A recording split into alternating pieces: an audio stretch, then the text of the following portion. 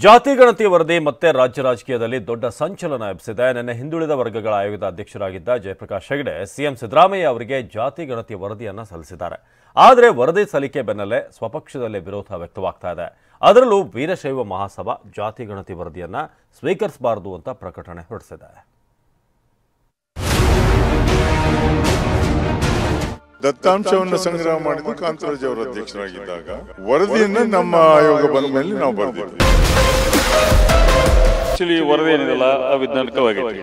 ಎಲ್ಲರಿಗೂ ನ್ಯಾಯ ದೊರಕಿಕೊಡ್ಲಿ. ಸರ್ಕಾರಕ್ಕೆ ಜಾತಿ ಗಣತಿಯ ವರದಿ ಸಲ್ಲಿಕೆ ಭುಗಿಲೆದ್ದ ಅಸಮಾಧಾನ. ಲೋಕಸಭೆ ಚುನಾವಣೆ ಹೊತ್ತಲ್ಲಿ ಸೆರಗಿನ ಕೆಂಡವಾಗುತ್ತಾ ಜಾತಿ ಗಣತಿ. ಲಿಂಗಾಯತ ಮತ್ತು ಒಕ್ಕಲಿಗ ಸಮುದಾಯಗಳ ತೀವ್ರ ವಿರೋಧದ ನಡುವೆ ರಾಜ್ಯ ಸರ್ಕಾರ ಜಾತಿ ಗಣತಿ ವರದಿ ಸ್ವೀಕರಿಸಿದೆ. ನಿನ್ನೆ ವಿಧಾನಸೌಧದಲ್ಲಿ ಸಿಎಂ ಸಿದ್ದರಾಮಯ್ಯಗೆ ಹಿಂದುಳಿದ ವರ್ಗಗಳ ಶಾಶ್ವತ ಆಯೋಗದ ಅಧ್ಯಕ್ಷ ಜಯಪ್ರಕಾಶ್ ಹೆಗಡೆ ವರದಿಯನ್ನ ಸಲ್ಲಿಸಿದ್ದಾರೆ. ಸಾಮಾಜಿಕ ಮತ್ತು ಶೈಕ್ಷಣಿಕ ಅಧ್ಯಯನ ವರದಿ ಅಂತ ಹೆಸರಿದ್ರು. ನೀವು ಪೋಷಕರಾಗಲು ಕಾಯುತ್ತಿದ್ದೀರಾ? ಚಿಂತಿಸದಿರಿ. ಓಯಾಸಿಸ್ ಫರ್ಟಿಲಿಟಿ 90,000 ದಂಪತಿಗಳ ಜೀವನದಲ್ಲಿ ಸಂತೋಷವನ್ನು ತಂದಿದೆ. 7825893601ಗೆ ಕರೆ ಮಾಡಿ. ಅತ್ಯದ್ಭುತ ರಿಯಾಯಿತಿ ಪಡೆಯಿರಿ ಹಾಗೂ ಎಲ್ಲರಿಗೂ ಗುಡ್ ನ್ಯೂಸ್ ಕೊಡಿ. ಸಮೀಕ್ಷೆಯ ಪ್ರಶ್ನಾವಳಿಯಲ್ಲಿ ಜಾತಿ ಯಾವುದು ಅನ್ನೋ ಪ್ರಶ್ನೆ ಇದ್ದುದರಿಂದ ಇದು ಜಾತಿ ಗಣತಿ ಆಗಿದೆ. ಜಾತಿ ಗಣತಿ ವರದಿ ಸ್ವೀಕರಿಸಿರೋ ಸಿಎಂ ಸಿದ್ದರಾಮಯ್ಯ ಸಂಪುಟ ಸಭೆಯಲ್ಲಿ ವರದಿ ಬಗ್ಗೆ ಚರ್ಚಿಸಿ ಮುಂದಿನ ನಿರ್ಧಾರ ಅಂದಿದ್ದಾರೆ. ಸ್ವೀಕಾರ ಮಾಡಿದೆ. ಇದನ್ನ ಕ್ಯಾಬಿನೆಟ್ ಮುಂದೆ ಇಟ್ಟು ಅಲ್ಲಿ ಕ್ಯಾಬಿನೆಟ್ ನಲ್ಲಿ ತೀರ್ಮಾನ ಮಾಡಬೇಕು. ಚರ್ಚೆ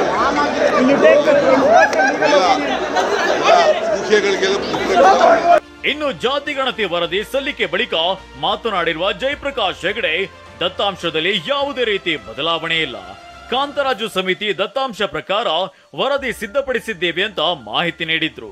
ದತ್ತಾಂಶವನ್ನು ಸಂಗ್ರಹ ಮಾಡಿದ್ದು ಕಾಂತರಾಜ್ ಅವರ ಅಧ್ಯಕ್ಷರಾಗಿದ್ದಾಗ ಅದೇ ಅಧಿಕಾರಿಗಳೆಲ್ಲ ಅದನ್ನು ಸಂಗ್ರಹ ಮಾಡಿ ಕೊಟ್ಟದ್ದು.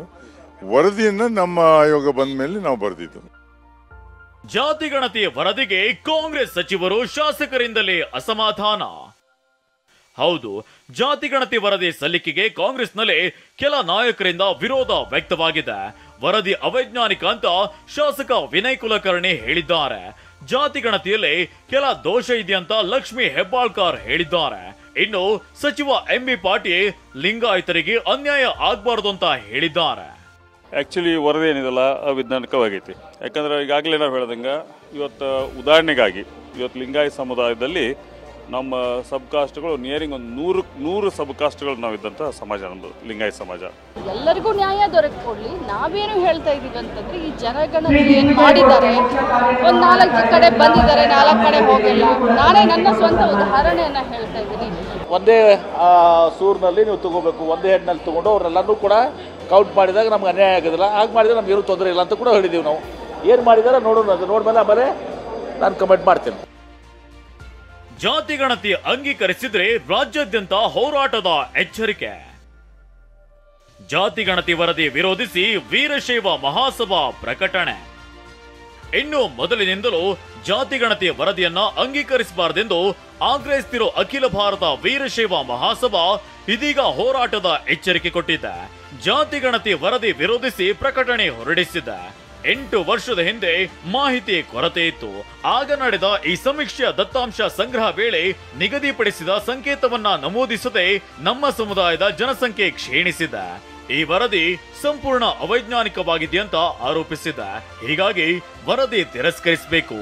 ಇಲ್ಲದೆ ಇದ್ರೆ ರಾಜ್ಯಾದ್ಯಂತ ಹೋರಾಟ ನಡೆಸುವ ಎಚ್ಚರಿಕೆಯನ್ನ ವೀರಶೈವ ಮಹಾಸಭಾ ನೀಡಿದೆ. ಇನ್ನು ಜಾತಿ ಗಣತಿ ವರದಿ ಜಾರಿಗೆ ಕೋರಿದ್ದ PIL ಇಂದು ವಿಚಾರಣೆ ನಡೆಯಲಿದೆ. 2021ರಲ್ಲಿ ಜಾತಿ ಗಣತಿ ವರದಿಯನ್ನ ಜಾರಿಗೊಳಿಸುವಂತೆ ಮುಖ್ಯಮಂತ್ರಿ ಚಂದ್ರು ಸೇರಿದಂತೆ ಹಲವರು ಸಾರ್ವಜನಿಕ ಹಿತಾಸಕ್ತಿ ಅರ್ಜಿಯನ್ನ ಸಲ್ಲಿಸಿದ್ರು. ಆದ್ರೆ ಈಗ ವರದಿ ಜಾರಿಗೊಳಿಸದಂತೆ ವಕೀಲ OK ರಘು ಅನ್ನೋರು ಮಧ್ಯಂತರ ಅರ್ಜಿಯನ್ನ ಸಲ್ಲಿಸಿದ್ದು ತುರ್ತು ವಿಚಾರಣೆಗೆ ಮನವಿ ಮಾಡಿದ್ರು. ಇಂದು ಅರ್ಜಿ ವಿಚಾರಣೆ ನಡೆಯಲಿದೆ. ಹೀಗಾಗಿ ಸರ್ಕಾರ ಜಾತಿ ಗಣತಿ ವರದಿಯನ್ನ ಅಂಗೀಕಾರ ಮಾಡುತ್ತಾ ತಿರಸ್ಕಾರ ಮಾಡುತ್ತಾ ಕುತೂಹಲ ಸೃಷ್ಟಿಸಿದೆ. ಅನಿಲ್ ಕಲ್ಕೆರೆ, TV9 ಬೆಂಗಳೂರು.